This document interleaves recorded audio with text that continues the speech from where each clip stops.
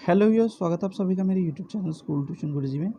आज हम बात करेंगे एक्टिविटी शीट सीरियल नंबर 52 की, जो कि 23 मार्च के लिए जारी किया गया है। क्लास 6 to 8 का कॉमन एक्टिविटी शीट है। यहाँ बच्चे अपना नाम लिखेंगे, अपने क्लास टीचर का नाम लिखेंगे। बच्चों, today we are going to study about a story, जिसका टॉपिक है या नाम है oil, tap, lamp and traveller. तो चलिए बच्चों, देखते हैं कि इस स्टोरी के बारे में। तो बच्चों, होता क्या है, once a traveler come to meet Chanakya. When he reached Chanakya home, dusk and darkness had just started to set in. When the traveler entered inside, he saw that Chanakya was busy writing some papers under the light of an oil lamp, because in those times there was no electricity. Chanakya, smiling, welcomed the guest and asked him to sit. In the meantime, Chanakya quickly completed the work he was doing. Just before completing his work, he extinguished the oil lamp under which he was doing his work and quickly lit another lamp.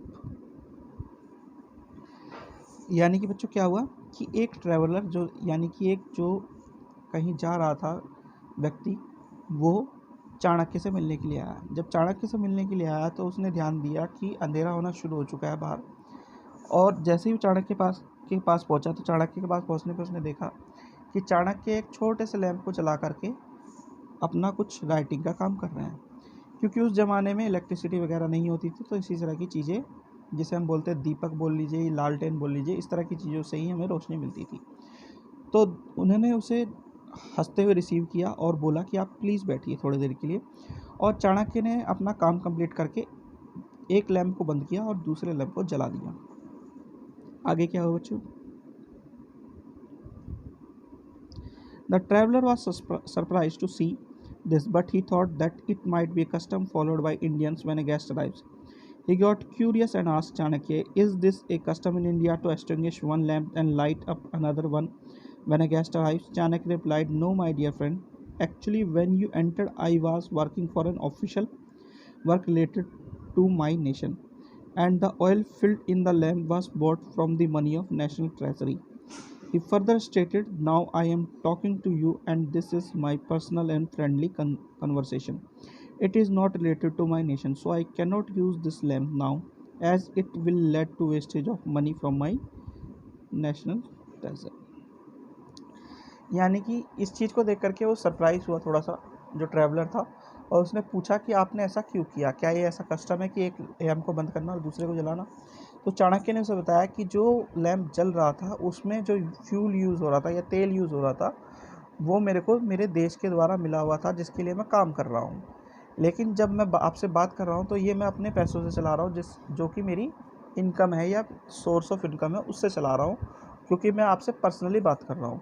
तो इसी वजह से, ताकि wastage ना हो nation के किसी resource का, मैंने उसे बंद कर दिया और इसे चला दिया। आगे क्या हो बच्चों?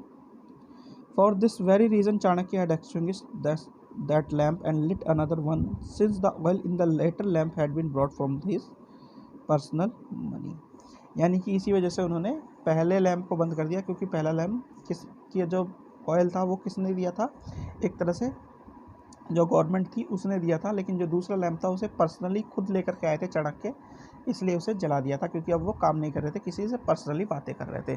तो ये चीज़ क्या दिखाती है बच्चों? ये सबसे पहली चीज़ ये दिखाती है कि हमें अपने जो रिसोर्सेज हैं नेशन के, उनको वेस्टेज नहीं करना चाहिए, बल्कि जो पर्सनल रिसोर्सेज हैं, जहाँ तक यूज़ हो सके उनका यूज़ करना चाहिए, ताकि जो हमारा नेशन है आगे उससे काम ले सके, या फिर काम कुछ अच्छा काम में उसको लगा सके बच्चों।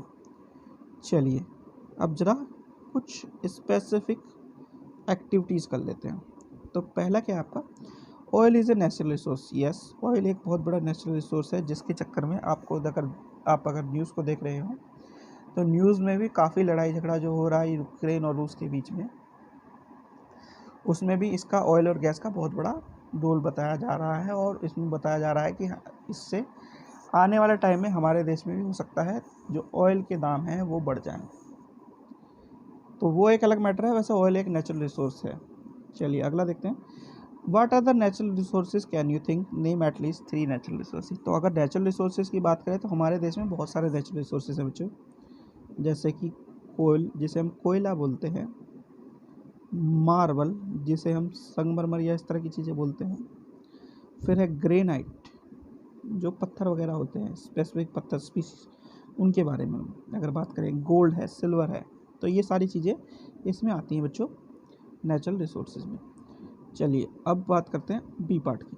Find out which state in India are rich in natural resources. तो अगर हम बात करें कोयले की, तो कोयले का सबसे ज़्यादा प्रोडक्शन करने वाला जो स्टेट है वो है झारखंड। तो इसीलिए हम कह सकते हैं कि वो एक नेचुरल रिसोर्सेज में सबसे रिच स्टेट है। ठीक है, चलिए अगला क्वेश्चन देखते हैं। Make a collage of all Indian state which are rich in natural resources, specify which natural resources each one is rich in.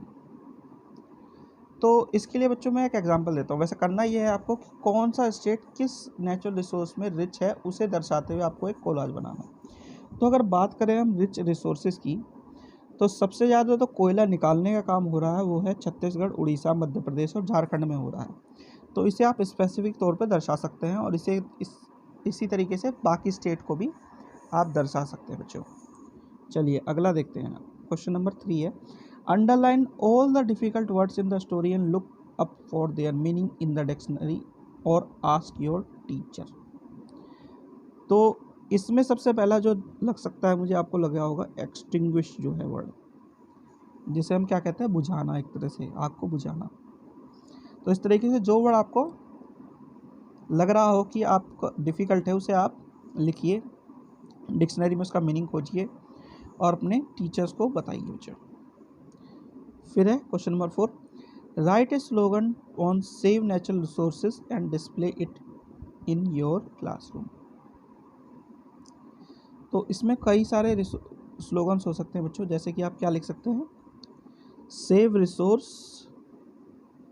Save resource,